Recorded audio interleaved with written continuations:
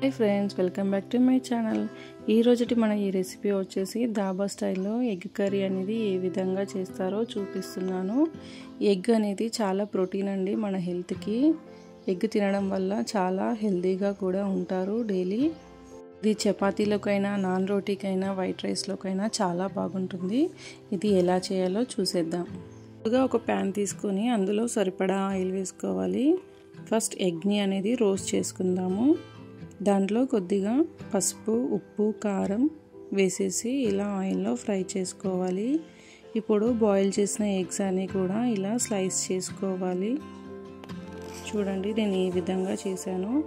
ఈ ఎగ్స్ అన్నిటిని కూడా రెడ్డిష్ కలర్ అయ్యే వరకు మనము ఆయిల్లోకి ఫ్రై చేసుకోవాలి।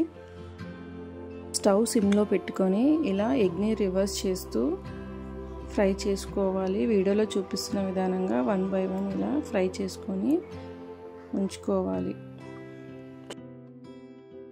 ఇలా రోస్ట్ చేసుకున్న తర్వాత 1 బై 1 అనేది స్టవ్ ఆఫ్ చేసేసి ఒక ప్లేట్లోకి సర్వ్ చేసుకోవాలి। ఇప్పుడు అదే ప్యాన్లోకి మరికొద్దిగా ఆయిల్ వేసి పచ్చిమిర్చి, కరివేపాకు, కొద్దిగా జీలకర్ర వేసేసి ఫ్రై చేసుకోవాలి। ఇవి ఫ్రై అయిన తర్వాత చిన్నగా కట్ చేసి పెట్టుకున్న ఆనియన్ ముక్కలను కూడా వేసుకోవాలి। అవన్నీ కూడా రెడ్డిష్ కలర్ అయ్యే వరకు ఫ్రై చేసుకోవాలి। కొద్దిసేపు క్యాప్ పెట్టేసి దాన్ని మగ్గించండి। తర్వాత తీసి చూడండి, అవి మెత్తగా అవుతాయి కదా। ఇప్పుడు దాంట్లో కొద్దిగా అల్లం వెల్లుల్లి పేస్ట్ వేసేసి పచ్చివాసన పోయే వరకు వేయించుకోవాలి। ఇప్పుడు దాంట్లో కొద్దిగా సాల్ట్, టమాటో ముక్కల్ని వేసేసి ఇలా వీడియోలో చూపిస్తున్న విధంగా మగ్గించుకోవాలి।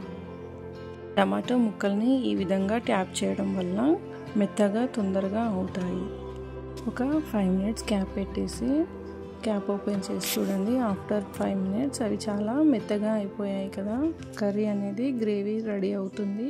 ఈ విధంగా చేయడం వల్ల టమాటోని స్మాష్ చేసుకోవడం వల్ల ఇప్పుడు రుచికి సరిపడా కారాన్ని వేసుకోవాలి। నేను 2 టేబుల్ స్పూన్ కారాన్ని వేసుకున్నాను। ఇలా కలుపుకోవాలి। కారం వేసిన తర్వాత క్యాప్ పెట్టేసి ఒక 5 మినిట్స్ వరకు ఉంచాలి। వాటర్ ఇప్పుడు వేసుకోవాలి। ముందు వాటర్ వేయకూడదండి। ఒక హాఫ్ గ్లాస్ నేను వాటర్ని యాడ్ చేస్తున్నాను। హాఫ్ గ్లాస్ వాటర్ వేసాక కొద్దిసేపు క్యాప్ అనేది పెట్టేసి ఉంచాలి। చూడండి గ్రేవీ అనేది చాలా బాగా రెడీ అయ్యింది కదా। ఇప్పుడు మనం ముందుగా కట్ చేసి పెట్టుకున్న ఎగ్స్ని రోస్ట్ చేసుకున్నాం కదా, అవి అన్నిటినీ కూడా ఇందులో వేసేసి మెల్లిమెల్లిగా కలుపుతూ ఉండాలి, లేదంటే ఎల్లో ఎగ్ అనేది బయటకి వచ్చేస్తుంది। చూడండి నేను ఏ విధంగా చేశాను। ఇప్పుడు ఒక 5 మినిట్స్ వరకు అలాగే ఉంచేసి క్యాప్ ఓపెన్ చేసి ఫైనల్లో కసూరి మెంతి, కొద్దిగా ధనియా పొడి వేసేసి కొత్తిమీర కూడా వేసి కలుపుకొని స్టవ్ ఆఫ్ చేసుకొని పక్కన పెట్టేసుకోవాలి। చూడండి ఎంత బాగా రెడీ అయిందో। దాబా స్టైల్లో ఎగ్ కర్రీ అనేది ఈ విధంగా ఉంటుందండి। ఇది నాన్ రోటీ, చపాతీకి అయితే చాలా బాగుంటుంది। ఎంతో రుచికరమైన ఎగ్ కర్రీ అనేది గ్రేవీతో రెడీ అయిపోయింది। చిన్న పిల్లలైతే అన్నంలోకి చాలా బాగా తింటారు। ఒక్క ముద్ద కంటే ఇంకా 2 ముద్దలు ఎక్కువే తింటారు ఈ కర్రీ ఈ విధంగా చేయడం వల్ల। ఈ వీడియో మీకు నచ్చిందా?